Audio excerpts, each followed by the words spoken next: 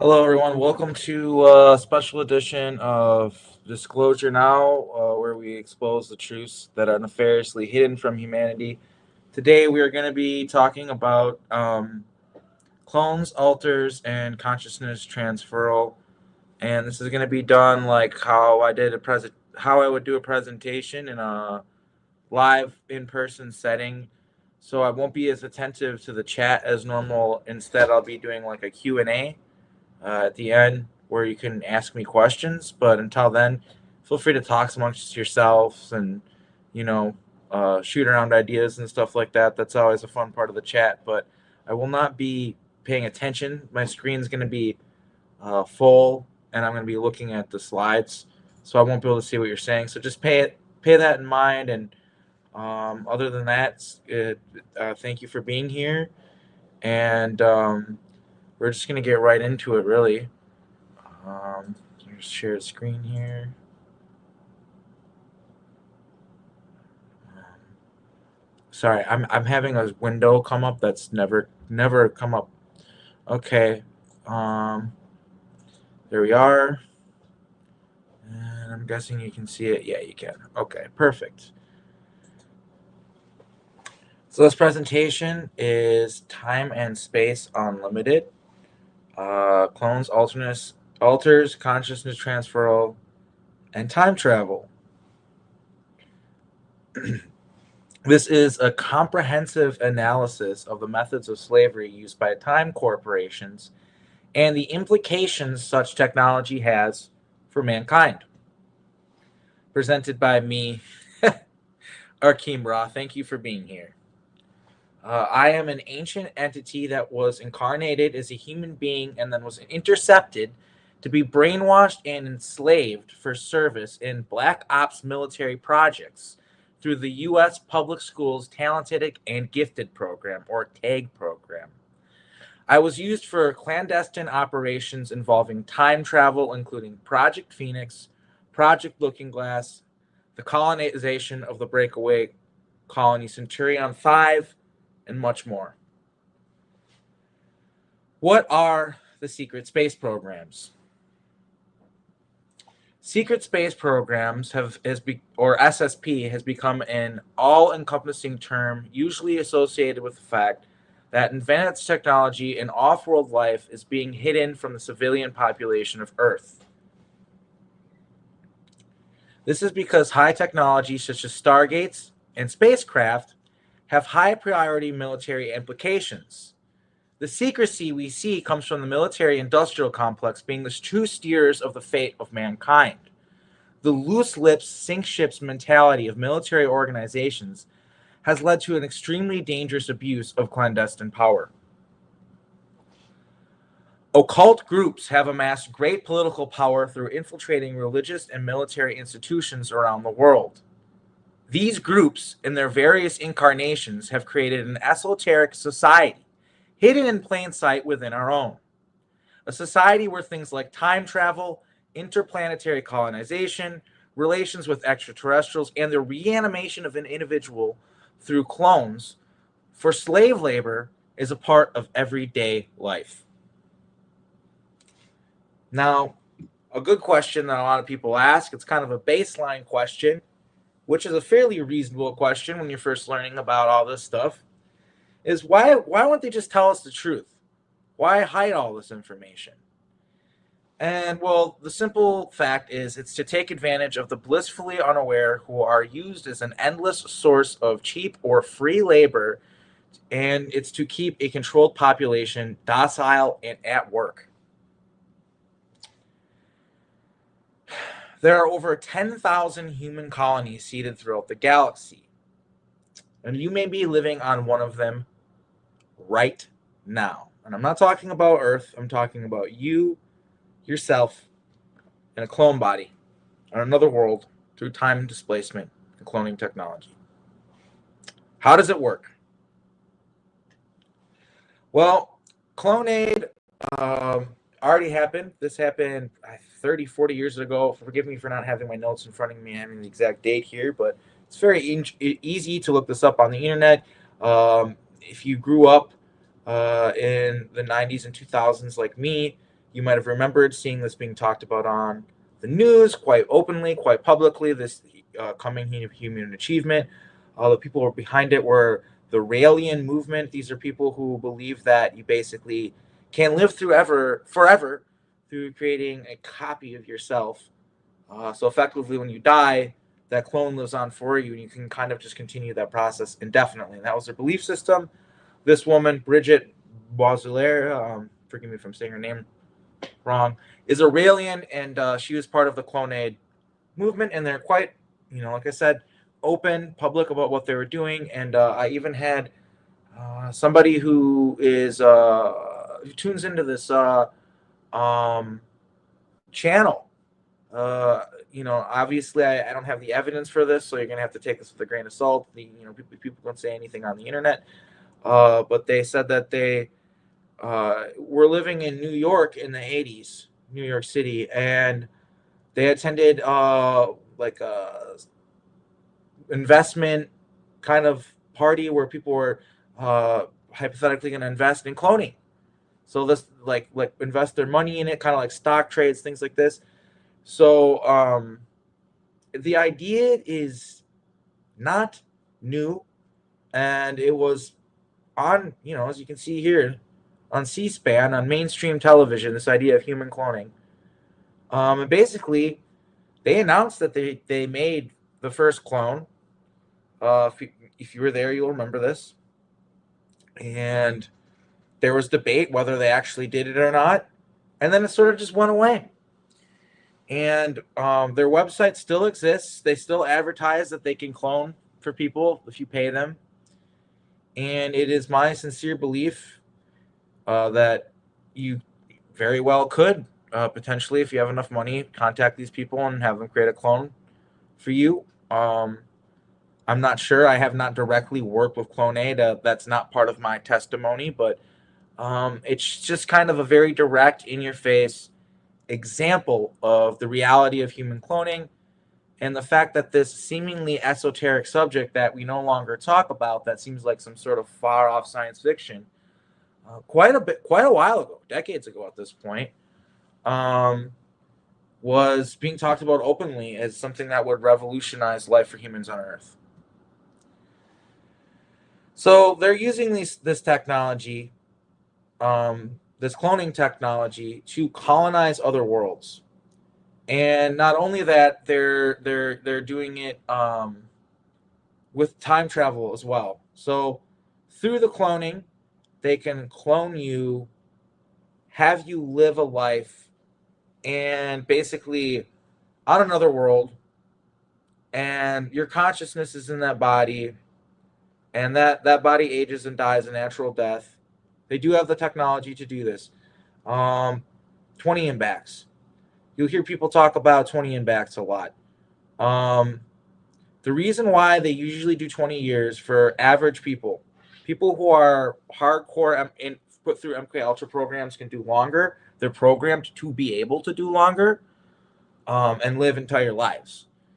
And the reason why, and that it's usually a 20 and back, is because every clone has a consciousness as well that the master consciousness, I guess you could call it, has to hijack.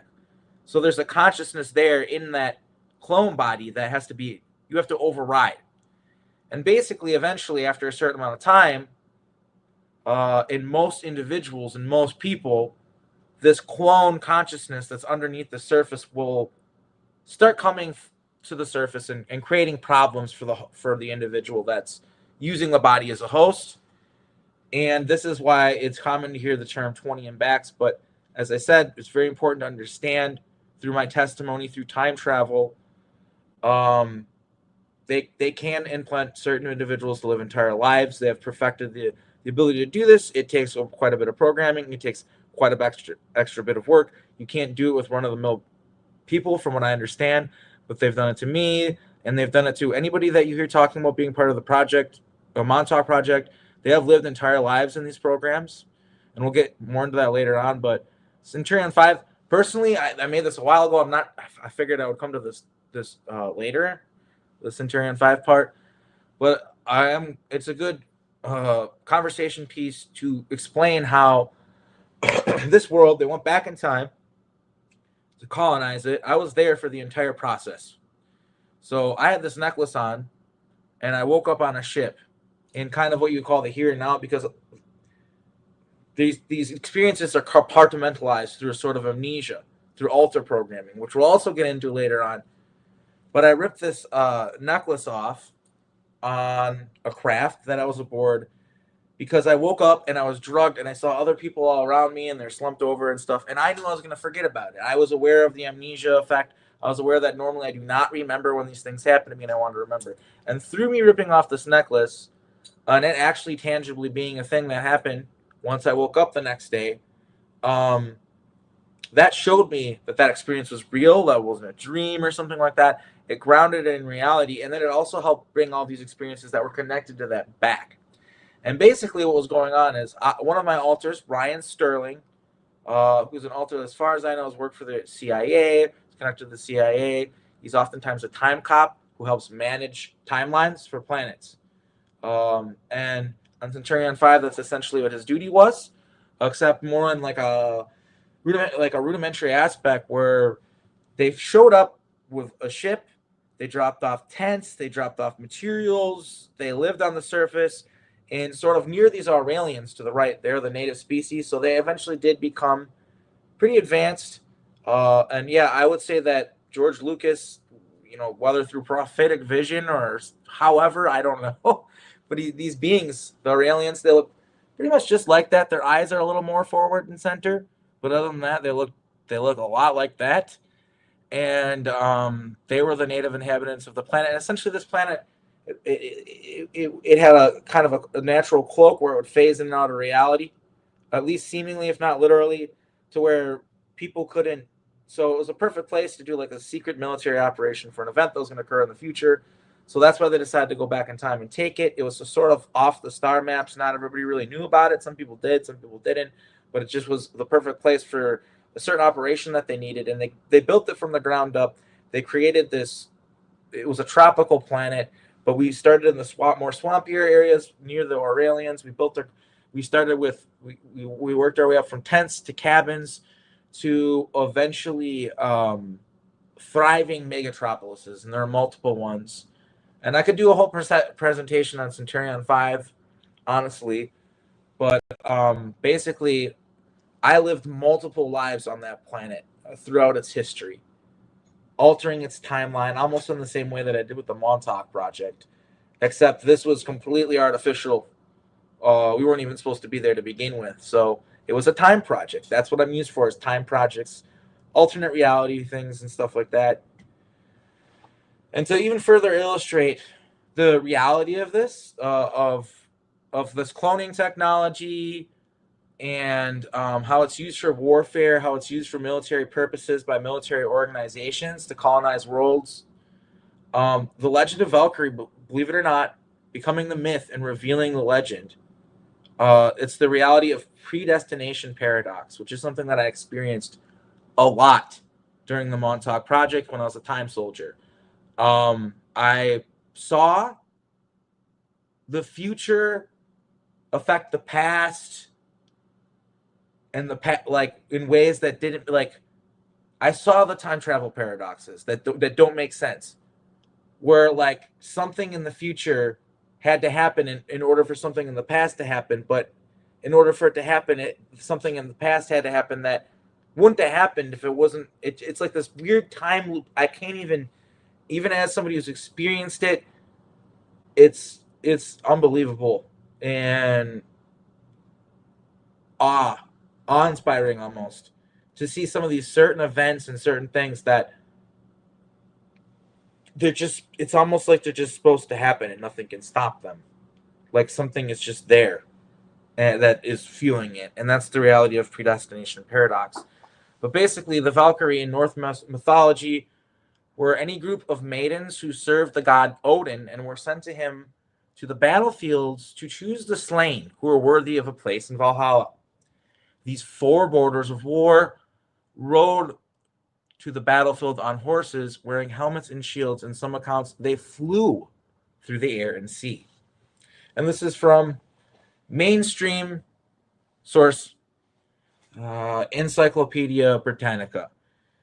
And the reality is they have bed technology, which can.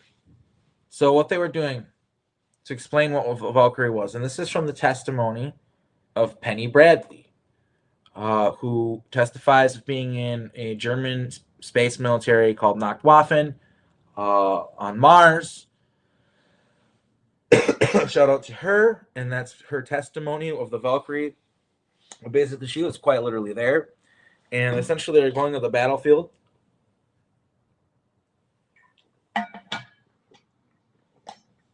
Excuse me.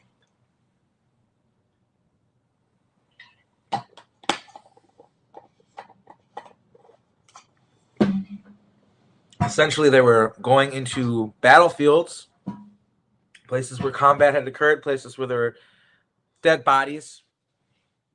And through this technology, it's like miracle technology, godlike technology.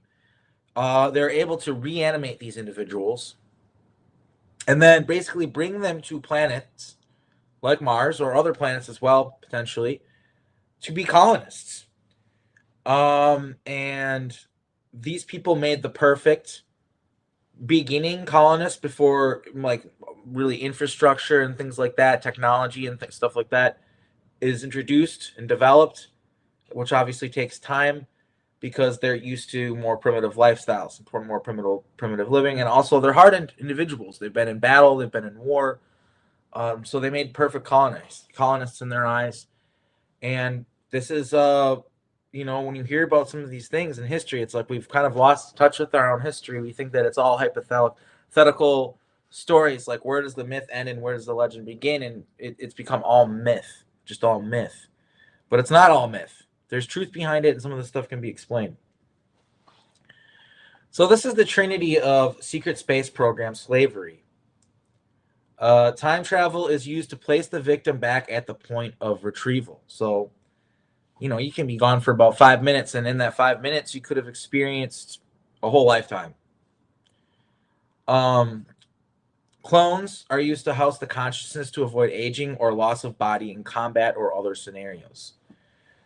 So they have these things called Phoenix chambers. Excuse me. And they are able to use those Phoenix chambers to basically, when you die, your soul automatically wakes up. You're in a cloning, your clone is laying in this machine, and you wake up in it. And it's very advanced, very far in the future, probably from alien technology, but I have experienced it with Arasaka Corporation and other time travel stuff. It's just about the most advanced technology you can get when it comes to these cloning is with the Phoenix chambers. And then the altars are used to house specific personalities with designated roles, which also aids in memory altering. So they have these altars that they program through torture. You protect yourself. The human mind protects itself, and basically creates a pocket personality, and then they program that personality, and depending on what they want to do, they try to they have certain methods to program the personality to be certain ways, to make you maybe more inquisitive, more your mind more into gathering information if they want you to be in that sort of intelligence gathering role in military operations, or just certain things they can do to your personality. They can make you more of a sexual, kind of have the sexual, hypersexual personality if they want to use you for sex slavery. So just there's just certain stuff that they can do with these altars. It aids in the amnesia, the memory programming, and all that stuff, but it also, all these altars have different roles, different skill sets, different things that they can do. So this is my story. I was born in a small town in Wisconsin called Appleton, part of the greater Fox Valley area. And as far as I can tell now, looking back and from all the information that I've been gathering, is a military abduction experiencer and survivor, so a person who's been used in MK Ultra programs, this entire life is more or less manufactured. And this was not known to me during the time that I made this, but there's a show called yeah, I gotta add this slide. Actually, I didn't think of this for the future when I do this presentation live. I should put in a slide about the Appleton episode of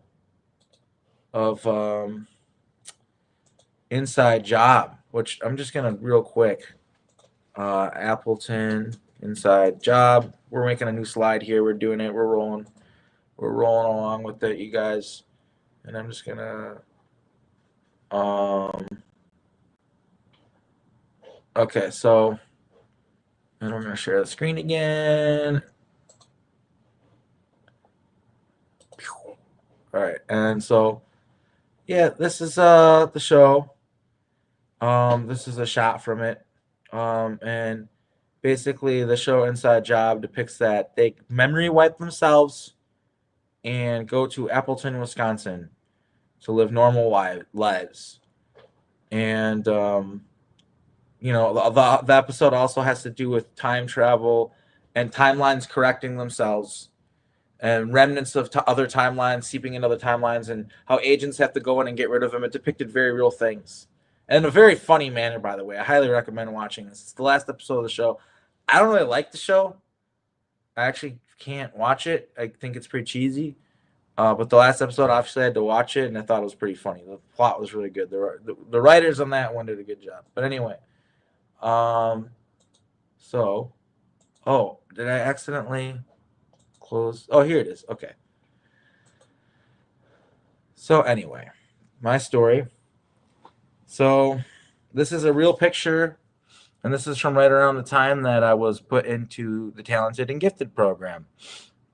This is second grade. That's my second grade teacher, Mrs. Stefan Hagen, who was a great teacher. I don't think she knew any of the stuff was going on. They brought in these people from outside. Yeah, so I don't think she knew anything that was going on, but it's very foreboding, the Space Commander thing, isn't it? That's what I thought when I found this and looking at it. It actually kind of creeped me out. But this is a school that I went to, Johnson Elementary. There's the blue Lucifer is their mascot. I know that might seem like a reach to people, but it's literally a blue horse. So to me, that's not a reach from what I know. Like, I think that's on purpose. Like, I think I know who I'm dealing with and what I'm dealing with here, and I think that is very intentionally a blue drawing of a horse. And there's symbology there that is important. And you'll see this repeat over and over again with these MK Ultra mind control programs. So here we have Lucifer. I'll start with the beginning, obviously, from the left. Is what I was just showing you, Johnson Elementary Mustangs. To the right, that's Lucifer. So that was erected at the Denver airport, where there's a massive underground facility underneath that, which everybody knows about at this point. It's real. Yes, there's a facility there. I've been there. And it's massive. So that was foreboding because Preston Nichols released his book, The Montauk Project Experiments in Time, the same year that Lucifer was erected. And basically the cover of the book is Lucifer, but golden, which that was a statue that I actually saw in the future. In the I often talk about the AI timeline where an AI god came and ruled over everything. The Sound of Silence is about that potential future. That exact statue that you're looking at right there was erected there. That's why Preston put that there. It's because he knew about it. And I could do a whole presentation on that potential future. I'm currently working on a book about it, but it's really just in the very beginning phases. So I wouldn't look forward to that anytime soon. But I am writing a book about that alternate future because looks like we're entering it. So I want to put it out there as a warning to make it not happen. Because yeah, I'm pretty scared right now with the Elon stuff. Don't want to get off topic though. Um, but so yeah, just the symbolism of the horse is used over and over again. The chess piece, obviously, the horse chess piece, the knight chess piece, which is controlling, and you have the Masonic checkerboard, which is duality, programming, binary 1001 programming, black and white programming, which is why we're seeing this like hardcore left, hardcore right now, and there's no in between anymore. It's part of that programming. Steve Miller Band had Lucifer on the cover before Lucifer was ever erected. That is because Steve Miller's band, a lot of their songs, I wrote them. Um, they're from the Time Projects. Not all of them, but basically, they're a lot of the songs. I don't know if it's all of them. Steve Miller, from what I recall, we approached Steve Miller because he's actually quite talented, and that's why we wanted him to be this vehicle, is because he could do it. He would be able to. And So, but essentially, a great deal of his songs are Montauk songs. They were from Time Project. Some of them are from even alternate realities and stuff like that.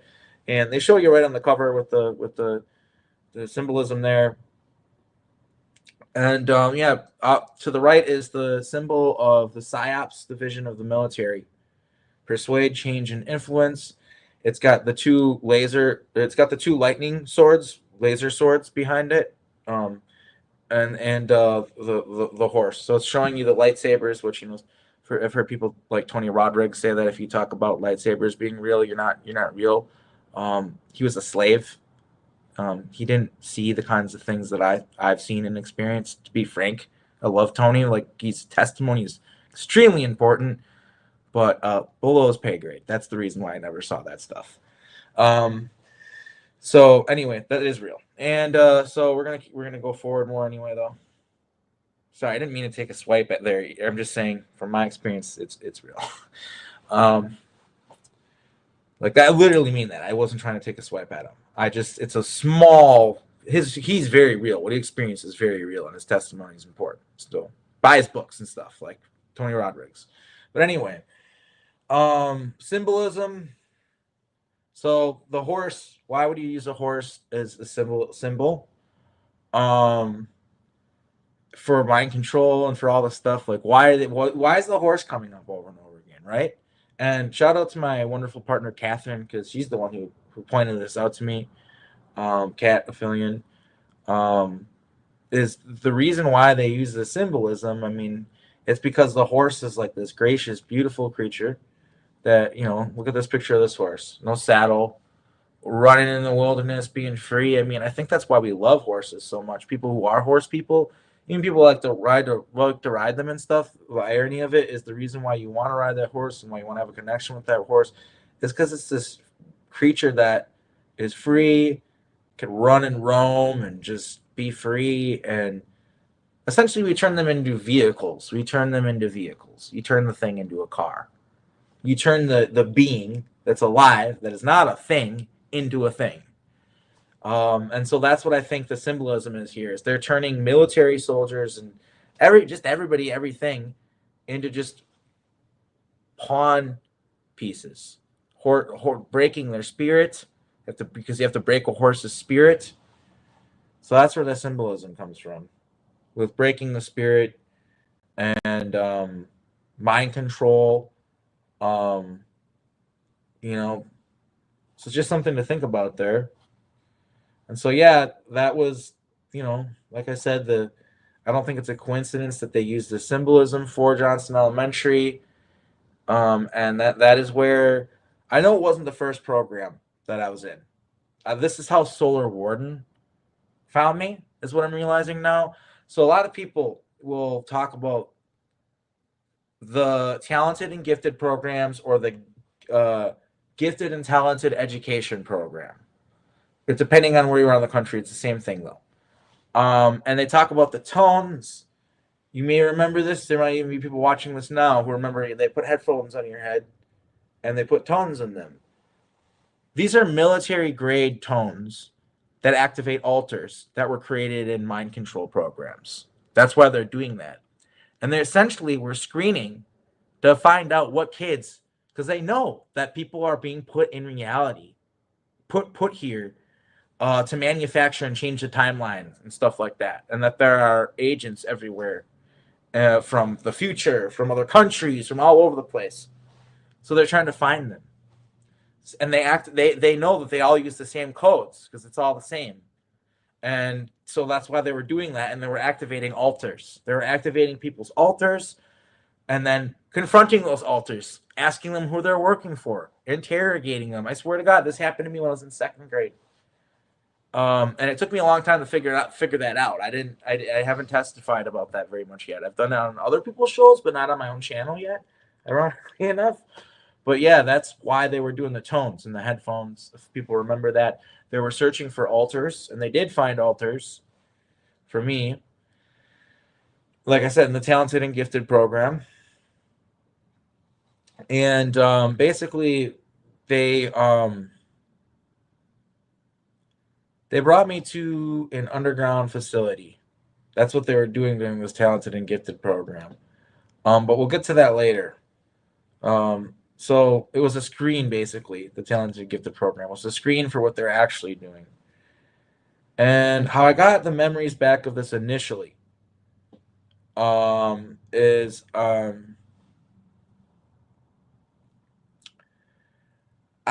it was during the 2020 where we all had a lot of time to think, a lot of time to be alone. But I had this really weird dream, and in the dream, um, I was in a lecture hall, and to the left, or wait, to the right of me was this little girl, and then in the center of the room was this guy, this military guy he's wearing green. I think he's got the medals right here and stuff, and he's giving me this lecture. And only another weird thing, important note too, it's just me and that little girl in this giant lecture hall. There's enough room there for like 50 people at least, but it's just me and her, which is really weird. And he's telling me all this stuff about in the dream. He's telling me all this stuff about what, like you're gonna be sent. You've been trained on how to use your abilities, and now you're gonna be sent to Mars to learn how to use them for combat. And I remember just being so mad because I didn't tell you anything, and all I wanted to do was go home because I knew I had a home. And this was, I think for Solar Warden. Honestly, I think this was after Montauk. And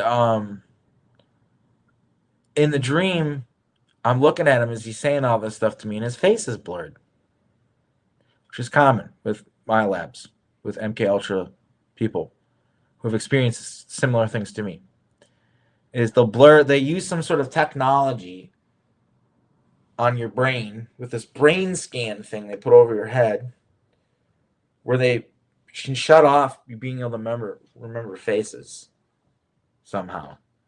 And that's what they did. And in this memory, I'm looking at his face and I can't see his face because this is a real military guy, dude. If I could remember his face, I would be able to look him up online and find him and tell you his name. You know what I mean? He's really a guy like that walks around and has these military medals and all. He's a real guy. You know what I mean? And to the right of me, I'm looking at who I know is now my trauma twin, which that's a whole nother thing. But basically, they make you fall in love with somebody at a young age and then use that person as the carrot to dangle in front of you to keep you working for them. They reward you by being able to spend time with them. So that's what a trauma twin is. Wow, I just explained that really fast. That was the best, most succinct way I ever explained it. I didn't have to waste too much time on it. And essentially, yeah, so I was with my trauma twin, and I remember, like, yeah, her face was blurred, the guy's face was blurred, and then I realized, like, oh, this isn't real. Like, this is a dream. And then because of that, I was like, screw you, you mother effer, for taking me from my home. And how dare you? And how would I use my powers to make your head explode, you stupid prick, or whatever, right? And then I woke up. And that was just like the most bizarre. I mean, I had goosebumps. I was like, what the hell was just happened? I knew it was real. I could feel that that was a memory and not just a dream. And it made me realize, like, because I remember, like, looking into this UFO stuff where my lab stuff came in at until that time in my life, I kind of found it hard to absorb that information for whatever reason. Maybe it was programming or whatever. I don't know, but I just couldn't get into the MyLab secret space program. I guess Q was going on at the time. That might have been part of the reason why I was turned off by it. But yeah, I finally started looking into it, and just like I said earlier, where now I'm gonna redeem myself here, hopefully through Tony. I found his testimony, and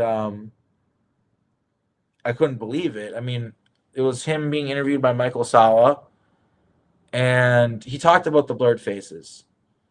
And Penny's also talked about it, and he talked about a lot of things that were really familiar to me, and it made me realize that something happened to me, and that was really the beginning of everything for me. So, shout out to him and his testimony, sort of a pioneer in a way, and I'm grateful for him.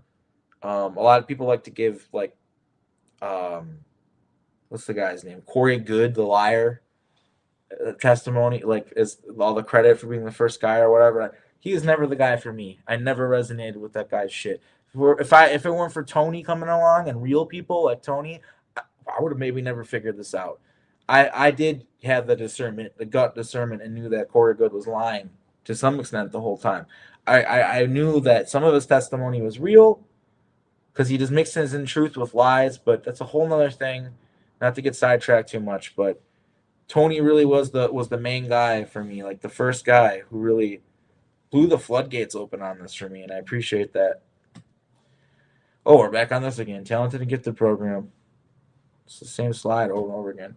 Okay, so so no, I know I did this now. I remember.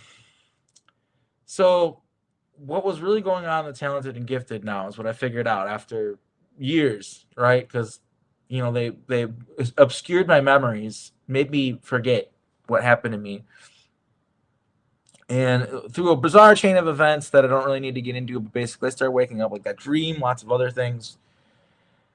And that was the thing that really tied it all together for me, like the glaring moment that kind of explained everything was the talented and gifted program, because I had this memory of being in class, and there were basically when I went from second to third grade, I wasn't in the talented and gifted program anymore, which confused me. I didn't understand why I wasn't in the talented and gifted program anymore. I remembered like it was kind of a thing for me. Like they tested my IQ, it was high. They asked me to be in this weird thing. I was kind of like proud of it. My mom was like, "Oh, my kid's special." And then the next year, I'm just not in it. For what reason? Why? So I'm like asking the teacher, "Why am I not in this talented and gifted program anymore?" And she's just pretty honest with me. She's like, I wasn't your teacher last year. I'm not really part of the tag thing. I don't know. But these other kids were like, dude, you're never in talented and gifted with us. I'm like, what are you talking about? Yeah, Bill Nye the Science Guy, the Magic School Bus, what? These quizzes and stuff. I remembered it all. They're like, dude, you weren't there. Like, you weren't in talented and gifted with us. And I was just like, no, I was. I wasn't it with you. And so for my whole life, I thought that was weird, that it was a weird bullying thing. Like they're bullying me. Like they're, oh, you're stupid. You were never should have been in it or whatever. But no, like they literally, I remembered fake memories. That's why. My memories were fake. My memories of being in that room with them were fake. They weren't real. They're manufactured memories. That's why those kids didn't remember me being there.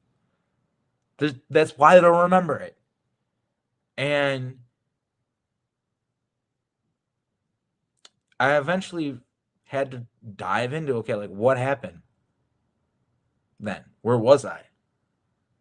You know what I mean?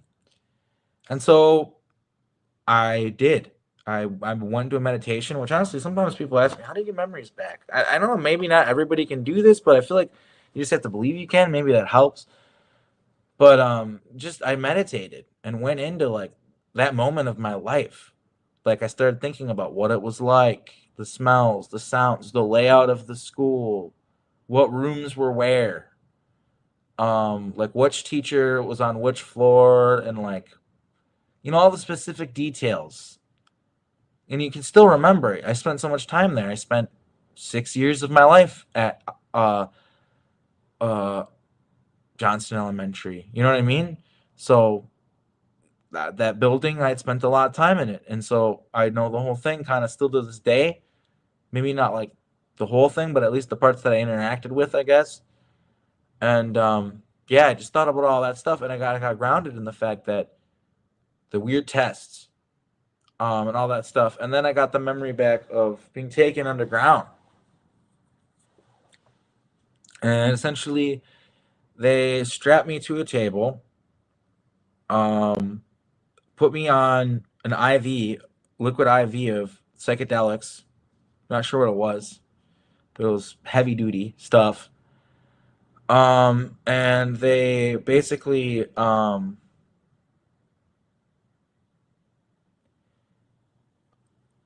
they had like a TV, and I'm pretty sure what it was like a doctor's room. I've always talked about, is it in another room or was it not? It wasn't in another room. It was like, those curtains. There's a curtain in between me and this TV, and I couldn't see it. And the guy basically told me, "You're gonna hear a beep, and when it beeps, the TV is gonna change colors. It's just gonna be one color, red or blue or orange or whatever. You gotta tell me what color is on the TV." And I remember telling this guy, I was like, "How? I can't see the TV. How am I supposed to tell you the color?" And he says to me, "We know what you are, you fucking monster. You're going to be able to tell us what's on the TV. You're going to be able to say the colors." And so it starts. Beep. I don't know. They shock me. Beep. I just start guessing. And every time I got it wrong or whatever, they shocked me more intensely. Like they turned it up. Like this was meticulously programmed to where it started real small, then more intense and more intense and more intense every time I got it wrong. And every time I got it right, they wouldn't shock me.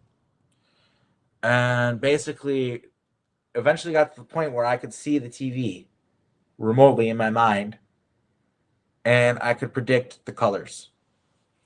And it could be fast. I could be like, beep, red, beep, blue, beep, orange. I could just see them.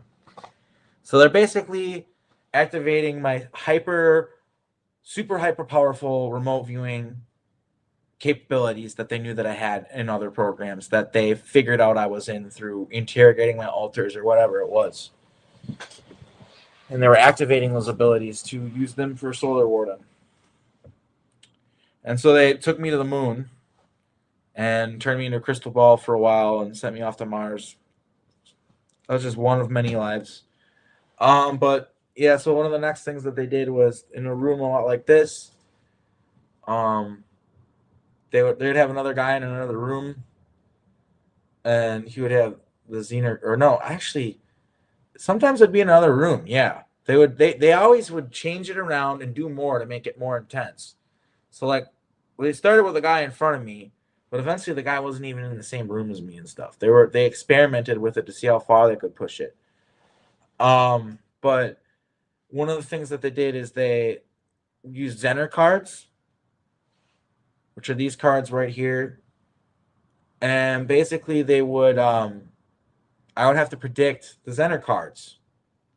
And so it got to the point he'd be like, "All right, predict it one at a time," and he'd draw them out, and I would predict them. It's a yellow circle, red plus, red cross, blue waves, black waves, whatever, green star, whatever it was. And they got to the point where they wanted me to say a whole deck before they even pulled the deck, before they even shuffled it. So they would ask me. This is the point that I got to. And the guy could be in the other room too. This could be in the other room. And I got to the point where they'd say, okay, recite the entire deck. And I would do it, and then they would shuffle it after, and I would still be right. That's when they're like, yeah, that's when they were done training me for this way. And yeah, it was all done. They used brutal torture and mind control to activate this. In the here and now, I still do have precognitive abilities and remote viewing abilities, but because of what I've been used for, I'm actually sort of have a shame attached to them. To be perfectly honest with you, and also great deal of programming to keep me away from them. I firmly believe that they don't really care that much about me talking about this stuff, but if I were to start activating my abilities and start using them, then they would start getting followed around by men in black and stuff. So I tried very carefully with all that. So yeah, like I said, I was sent to the moon. I was strapped to a table, and Tony Rodriguez talks about this too. To bring him up again, um, he was used by drug runners here on Earth, um, and they would basically he was psychic, and he would let them know whether they're going to crash or whatever, whether they're going to get busted when they land and stuff like that.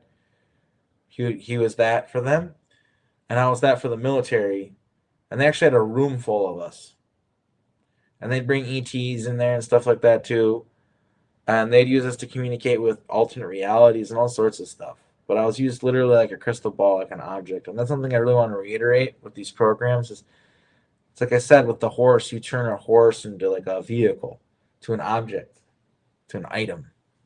That's what they do to human beings in these programs. So the psionics training is done on Earth normally. This is still happening in public schools throughout the United States and the world. I know at least for sure that this is also happening in Australia and the UK. And I'm sure pretty much just any mainstream country with a government that's fairly powerful at all has this kind of stuff going on. I think there's probably a few exceptions. There's probably countries that don't, but I digress. The United States definitely does because I personally experienced it. Also, I know about the exchange that they're doing with Australia. I personally experienced that. Um, but essentially, yeah, the showing of the crushing the can here to the left, it's very real. They actually do that.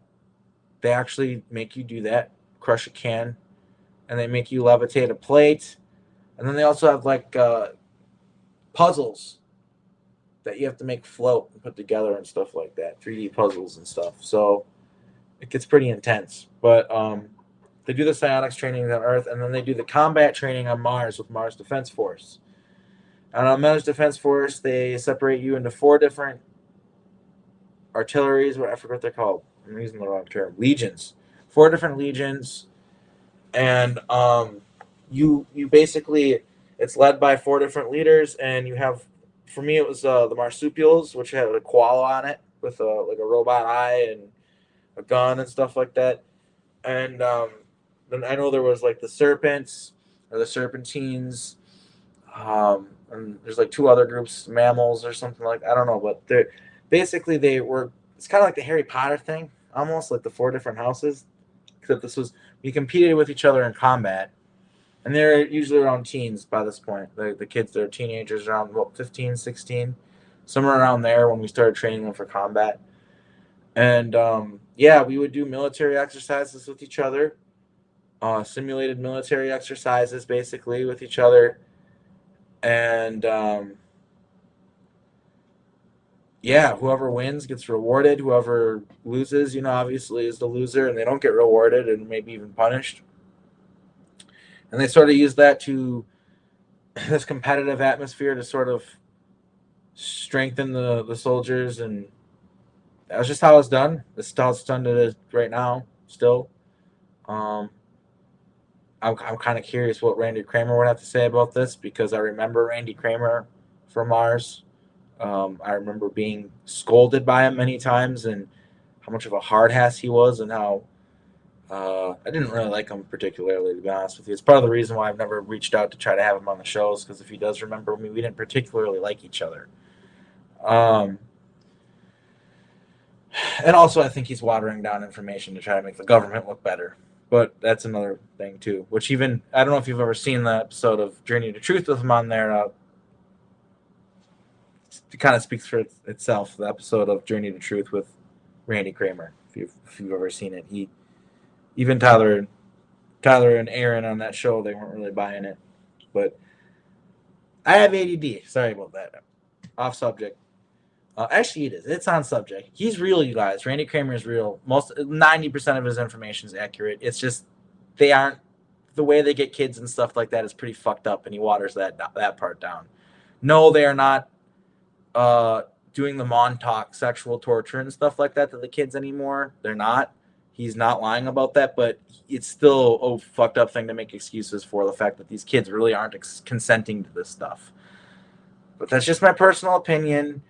I'm just glad that he's getting the information out there. I respect him more than I disagree with him and don't respect him or whatever. So I should probably stop naming people's names. I don't know why that's happening during the show. It's not my intention to do that. It just keeps on happening. Anyway, alter programming. This is probably a bad example because these are just alternate different versions of Rick, and that's also a real thing. Like there's alternate versions of us, and they're all us, and we are connected to that through our higher self, which can, from looking down, can see that they are all of the yous, but it's a whole other story. But essentially, it's just different versions of you. The alter programming, like I said, they program different versions of you. This is from mainstream sources. In dissociative identity disorder, alters are created unconsciously as a way for the brain to cope with trauma. Typically, each alter has characteristics deemed desirable to keep one safe. Each alter holds a different memory, role, and meaning within the system. These alters can have different ages, genders, names, and perceived appearance. So this is, for me, like, moment of reflection. Like, let's think about that before. Let's go back. These alters can have different ages, gender, names, and perceived appearance. Where would that come from? You know? And I know there's probably all sorts of mainstream explanations that may or may not hold up and make sense, but to me, it's like sometimes using Occam's razor, using what's just most likely to me is like we have multiple lives. We're multiple people, and through these programs, I honestly don't think there's probably people who have DID maybe to a small extent because they maybe were abused as a child in their family and has nothing to do with MK Ultra. Maybe that's the case. But I don't know. I would argue that it's very likely that everybody that has this illness, everybody that has what I have, this dissociative identity disorder, is in these programs. I mean, why would you have memories of being a black man and a white woman? And I can tell you, I about 4 or 5 months ago lived a life on Centurion or a planet a lot like it as an Asian man. Like, that's why I think that's why. Like, I know for the 2025 where we're at as a whole for humanity, this sounds like a huge fucking stretch to a lot of people to assert that everybody with DID is literally all these different people, literally. But I'm asserting that I think that that this is literally the reason why, and I think that's why people should be a little more just accepting of some of the stuff. I'm not saying that it's okay to. It's a complicated issue. It can cause mental illness and problems in your life, and you should try to mitigate the problems that it can cause when you have DID. But I'm just saying, just really, this grounds us in reality, and I think people should be aware of it and be, I guess, empathetic of what people with DID go through. Military intelligence mind control programs intentionally manufacture alters through clinically induced trauma, which is really sad. Honestly, the fact that that's a true statement is really, really sad. I mean, just look at that for a second and take it in. It's pretty sad. Walls are kept up within the mind to keep information compartmentalized and safe. Alters were programmed with different abilities and associating personalities, which are designed to carry out specific tasks. And these are just some titles. There's so many, but these are some of the ones that I've personally done. Communicator, teleporter.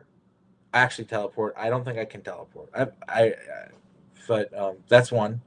Portal opener, telekinesis. I can do that one. Portals I can.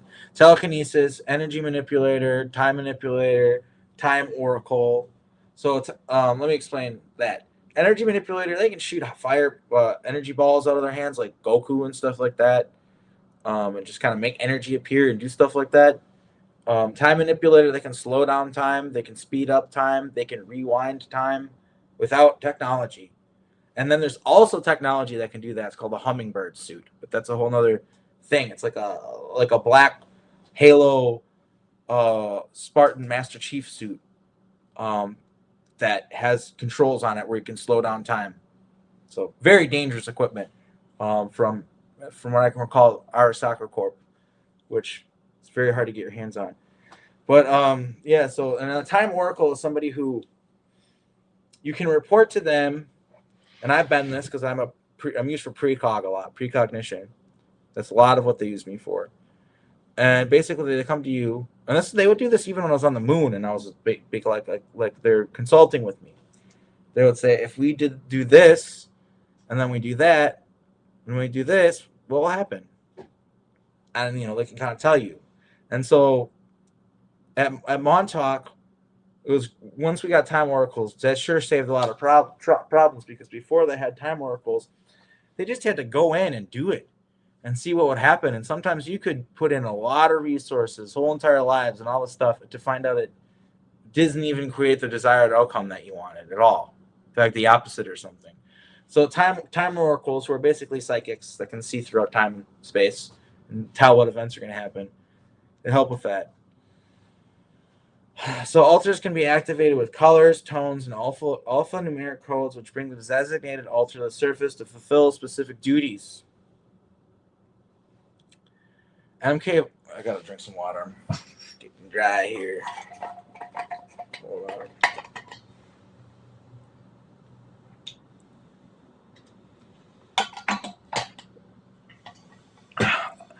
MK Ultra victims are by design unaware that they're in clandestine programs. Through time displacement, the individual can do things that are currently considered impossible and therefore inadmissible in any court proceeding. So yeah, think about that. How through time displacement, right? Like, if you were at a movie with your girlfriend during the time of this murder that was done by a guy who looked a lot like you, let's just say hypothetically, they find video of this murder and they're like, wow, this guy's a suspect. He could have done this. And then they look and you were at the theater at the same time. Hands are washed clean. You didn't do it. That's the reality in these programs, though, is they can get people to do stuff where they shouldn't be there, but they are. It should be impossible to be there, but they are. Time travel. This creates a perfect undetectable asset, endearingly referred to as ghosts. Through portals, time travel, clones, and age regression technology, alters are able to carry out missions that take years or even entire lifetimes to complete without the host being aware. I mean, that kind of sums it up. That's the whole thing, guys. That's the whole presentation. I could have just opened it up, done this slide, said bye. That's it right there. All of it. That's it. And again, it's important to recognize too. Sometimes it's age regression technology. They like to keep you at the same age. So basically, all they have to do is they can take you for as long as they want, and basically through med technology, stuff like that, they can either keep you at the same age or bring you back to the same age. And so sometimes that's what they do, depending on who it is that you're working for. And through the time travel stuff, they can even implant you into lives through surrogacy. So they can take out a womb, or take a baby out of a womb, a fetus out of a womb, and replace it with somebody from the program so that they're born in that time period. We did that a lot at Montauk. So pretty crazy. A group of alters creates a system in which no individual alter is truly separate from the host or cover alter. The system is self-perpetuating. Alters are able to self-activate and carry out tasks while keeping the host unaware. So this is another important one. A lot of people have this like idea that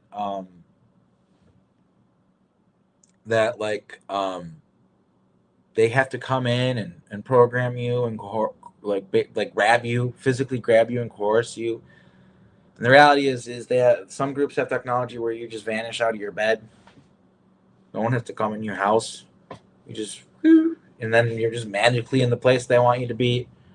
Or they can just grab your consciousness, put it in one of these magnetic bottles, and then throw it in a clone body. You never even leave your bed. There's all sorts of stuff that they can do, or they can take you without you being aware.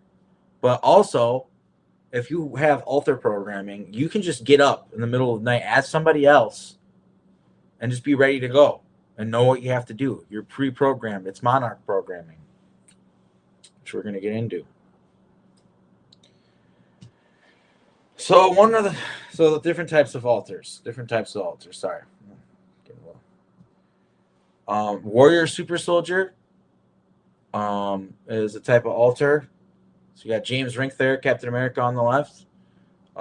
Spartan, Superman, Cyborg, Jean Grey, and then there's Hercules. These are all super soldiers, you guys. They're all the mythos of the super being, of the Superman, basically. Then there's sex kitten programming, which the sex kittens are very real. The Lyran, humanoid Lyran sex slaves are extremely desirable and worth a lot of money. And they're common at brothels and things like that in space. And they can activate you through just like phrases and get sex kittens to come out. And so this will be used in pretty mainstream settings, normal settings. By that I mean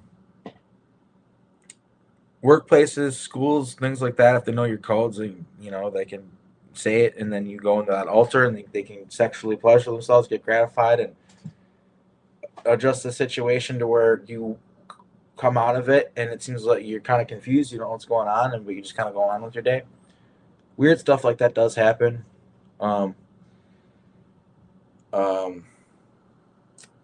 Anyway, Tin Man automaton programming. So this is like a type of programming where basically you're just programmed to do tasks. You're not really in there. Like seriously, like you're not really in there. Like you are, but you're not. And this kind of programming is used for like cleaning. So like a problem in these clandestine programs is you need to have like super duper high security clearances to work there, right? And the information is so sensitive that they do not want to have like run-of-the-mill janitors and stuff like that working at these facilities. So a very real thing that they've done is they've used these Tin Man automatons. I've done this, like cleaning been a janitor, things like that. And you're basically just like a zombie programmed to do tasks. And you're just hypnotized and you're barely there. You don't have a heart. You don't have a brain, basically. You're a Tin Man. So that's why, that's where the Tin Man programming comes from and what it is. And then monarch programming, this is one of the most important things to understand that I don't really hear very many people talk about. I hear people talk about monarch programming all the time. And when people hear monarch programming, normally they think of children and sexual abuse. I shouldn't have said those words together on YouTube, but I just did. Sorry, YouTube. But basically, so people a lot of times think of these as Yeah, they think of it as like some sort of basically sexual slavery programming or something like that. And that's not the case. That's not what monarch programming is. They have to program you when you're a child. So that's where this idea of it having everything to do with like P files, PDF files. And I'm using euphemisms here, guys, to appease the algorithm gods and not get censored. Um, the reason why that correlation is there is because yes, they use sexual programming. Unfortunately, on people who are children still. Trying to be as lighthearted as this. There's just really no lighthearted way to say that. It's disgusting. But the monarch programming itself, they program kids for all sorts of like stuff. What monarch mean like, and it's not monarch. But what monarch means is you wake up out of the you get implanted in a life. Okay, people need to understand this, man. What's the point of me even talking about this if people don't? They can implant you into a person, into a life artificially through time travel, through surrogacy. They can put you in somebody's womb and you're born in a life and you can be programmed to do something, programmed to create some sort of event, make some sort of thing occur that causes some sort of chain reaction that creates some sort of favorable outcome for the timeline that these organizations want to have happen. And you're none the wiser. You don't know.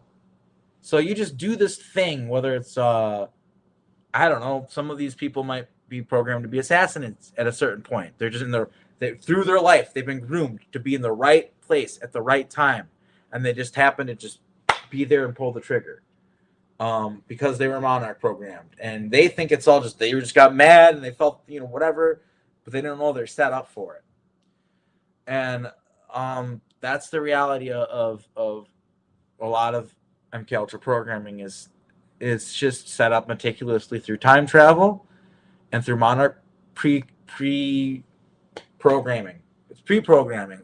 Monarch might even a better name for it might as well just be MK Ultra pre programming.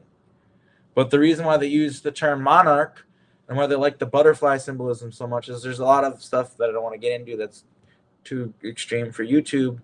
But part of it is because when they come out of their chrysalis, they know exactly where they want to go. They know exactly what they want. They know what they need to do. They don't need to like. It's not like a human being where you got to teach your child how to walk and stuff. No, they come right out ready to go. So that's why they call it monarch programming. It's because they know what to do and they're programmed and they're not aware of it. They're just doing it. So that's what it is. So most extra lives that are manufactured by time corporations are mundane and normal, and the individual is typically unaware and believes they're living a normal life. So I want to really make that clear is that they need janitors, they need school bus drivers, they need cooks, they need construction workers, miners is a big one. I could go on and on of all the things that they need in the breakaway. And they don't like paying very much. And so a lot of lifetimes that I've lived in these programs, I'm doing mundane, normal stuff. I'm not a time soldier. I've got normal alters, like his name's Marshall Howard. He lived on Centurion 5. And it's just more common than people think. That's why I share this bit of information, honestly, is because people think that, like, oh, well, I'm not a time oracle with portal opening abilities, and I'm not like an X-Man or X-Men or whatever. So therefore, I'm not a target, and this doesn't really affect me. Good to know about, but this could never affect me. And the reality is I think it does. I think it affects way more people than we realize. I think that they use this technology. The people that have this technology, I mean, they use it for all sorts of wild stuff. And I just think that it's just really just that's the part that hits home for me. A lot of people say your life, Arkheim, it must be absolutely insane. It must be absolutely wild. The things you experience, and that's true. It is, but also like we're just kind of like cavemen looking at fire. This stuff is very normal. It's happening all around us all the fucking time. You're walking past people who have been to other planets all the time. There are places all around us that you go underneath there, and there's portals to other realities and stuff. This is just a whole world underneath us that we aren't aware of. And most of it, once you're there and once you're in it, I mean, it seems fanciful right now, but it's just slavery, guys. It's just slavery. That's it. Like, that's what I want people to wrap their minds around. Like, this is just slavery. That's it. Point blank, period. They're using this. There's a ruling class that is lazy. They don't want to work. They call us the parasites, even though they're the ones who are the fucking parasites. It's always been that way.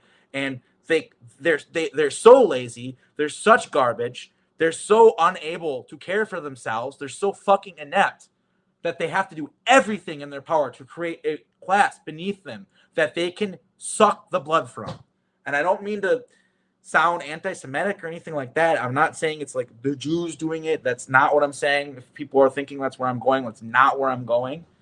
But I'm just saying, like, if these time corporations, that's what I'm talking about. Time corporations. And it's a lot of different groups that work with each other. It's not just one group. And to single out, there's Scientologists are involved, Catholic Church is involved, and yes, the State of Israel is involved. They have time technology and stuff like that too. So it's a lot of different groups that are doing this, but they're all, many different countries. But the bottom line is it's free, unlimited labor. That's why they're doing it. They're not paying anybody. That's why they're doing it. They pay you with room and board, a place to stay. That's it. That's slavery. That's what slavery is. And they're trying to bring that to Earth. That's what they want here. So there are many more specific types of altars with different characteristics meant for different roles and responsibilities. So I didn't list all of the different types of altars. There are many different kinds. So I figured that was important to mention. And I just want to say thank you for taking this information. It's important. I appreciate you. And with that being said, that's really the entire presentation. So basically that's all I wanted to say. I did have a goal. I don't know if I reached the goal or not. It would have been nice if people would have donated in the super chat or whatever. I don't know if anybody did. But regardless, whether you guys did donate, I still can do a question. If anybody has questions, and I'm looking at the chat now so I can actually see what you're saying. Are you aware of any techniques that could help build and evolve consciousness? Meditation. Just straight up meditation. Meditation is good. Oh, music too. Music is good for it. Like learning how to play music, and you don't need to be good at it. You can just simply drone on a chord or a music note or even drum rhythms. So music, I would say, and meditation are really good. And yeah, does anybody have any more questions? Otherwise, I guess I saw no. So if you rebel, you get tortured. We'll do stuff like rip out your fingernails, cut out your tongue. They'll torture your kids in front of you. So everybody listens. Yeah, everybody listens.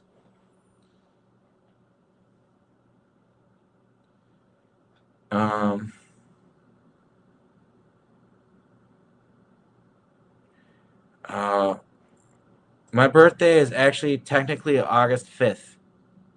In this life, I was born on May 16th, but I'm actually from an alternate reality, August 5th, 1953.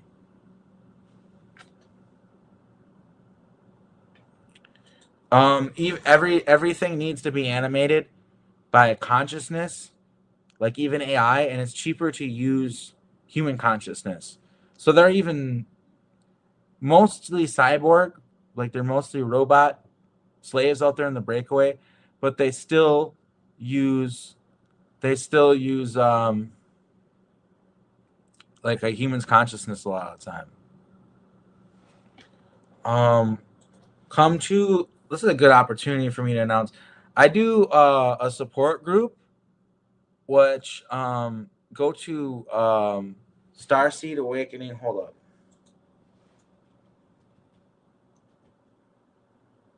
StarseedAwakening.org. And basically, it's the fourth Thursday of every month. I do a support group with some friends that I met through Misha Johnson, who's wonderful. This is on her website. She does all sorts of support groups.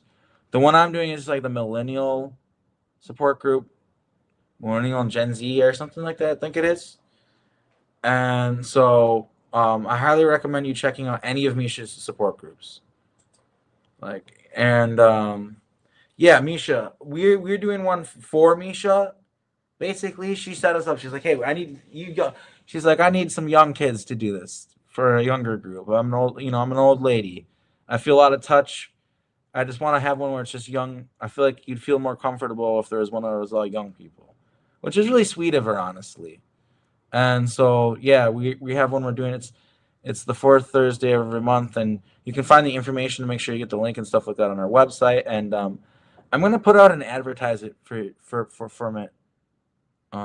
I don't know I don't know who Manly P Hall is. I don't know who that is.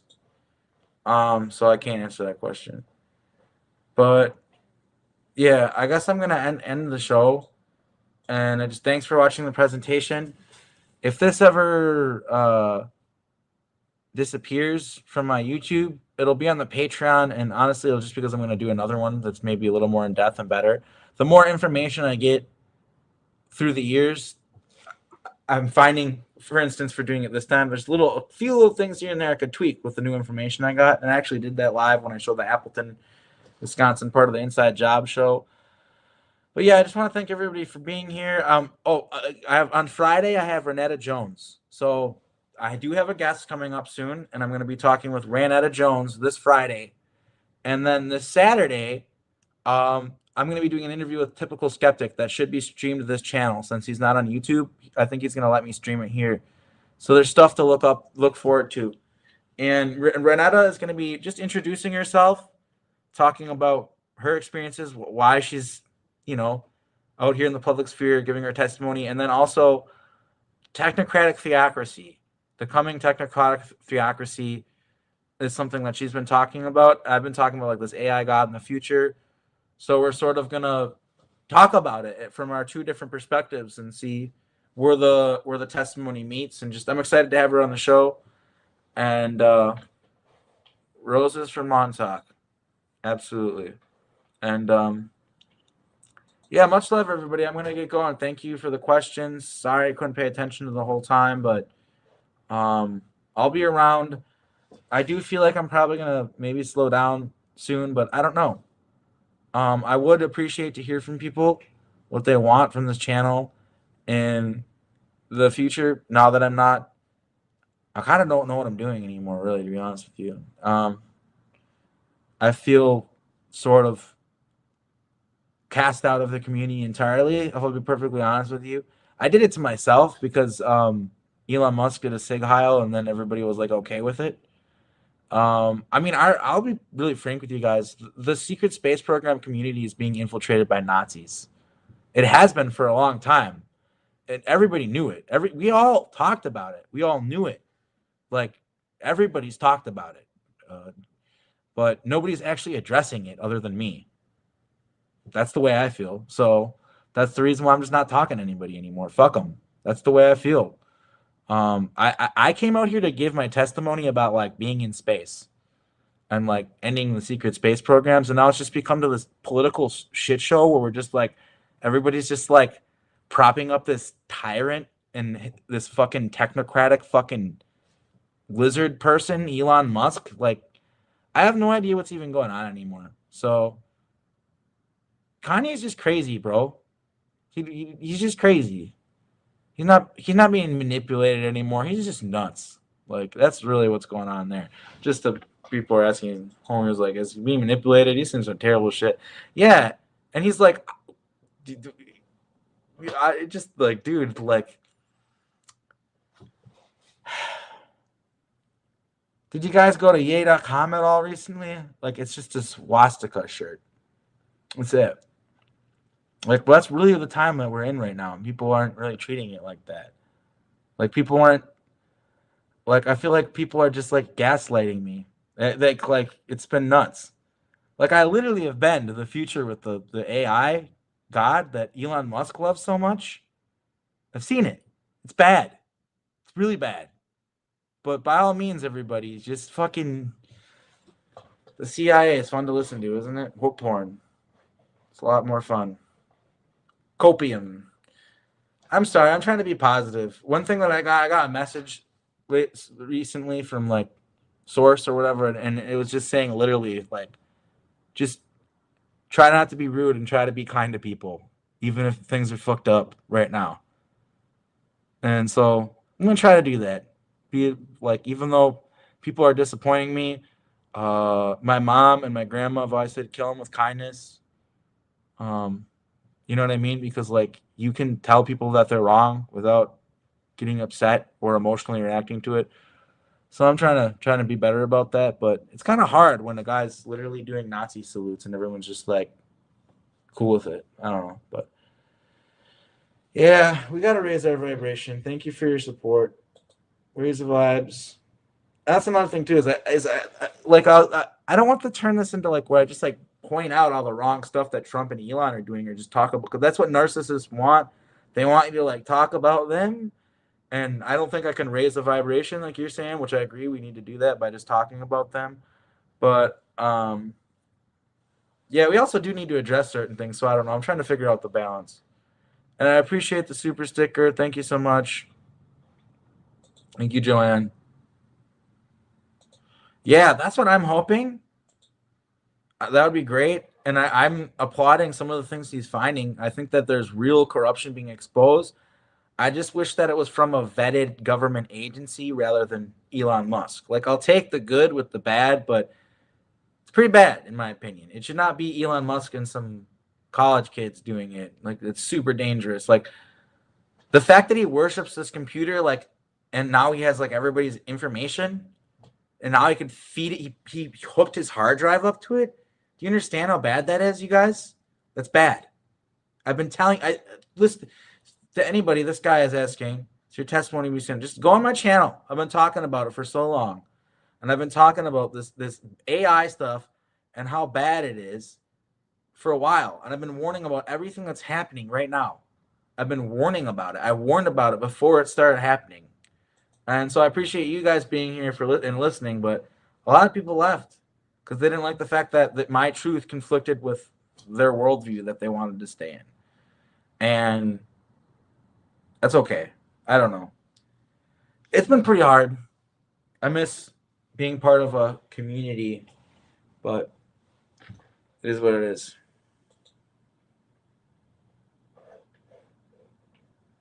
I'm on, just look me up, Arkheim Ra. You'll find lots of videos of me on YouTube. I'm on Rumble and stuff too. Just look me up. I've been on Penny Bradley's show. That's a good place to start. Well, that was when I was first waking up. I've been all over the place. Aquarius Africa Rising. Oh wow, $20 super chat. Thank you so much. I really appreciate it. I really appreciate it. Uh, this has been prevented multiple times. I don't know how the hell they're doing it.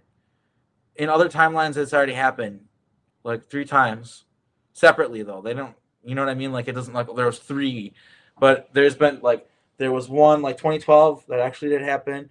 Then there was one in 2015 in another timeline, and I'm pretty sure there was one later in another timeline. I don't know what they're doing, but I don't think they want the solar flash to happen because it knocks out the power grid, and they're using the power grid as a psi suppressor. Everybody's psi abilities and psi energy and psychic abilities are being like suppressed with this like field they've put up on the Earth, and so if all of the power gets knocked out by a solar flare, then their control grid's down. So I feel like that's the reason why they keep on preventing it over and over again.